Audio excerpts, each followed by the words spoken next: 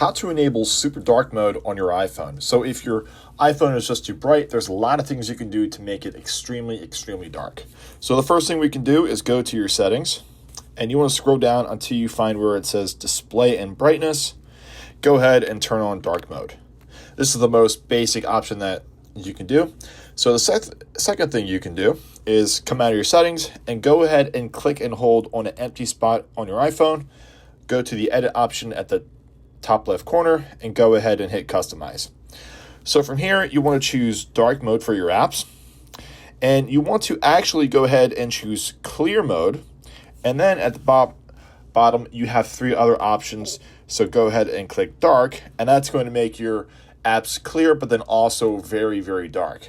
So if you want to dim your phone even more, what we can do from this point is go into your settings, go into accessibility, and then go to where it says display and text size.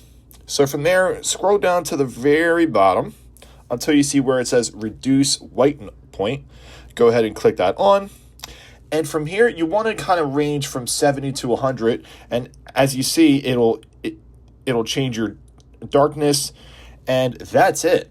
You can come out of here, and this is really easy on the eyes at nighttime. And from that point forward, your phone is as dark as it possibly can be.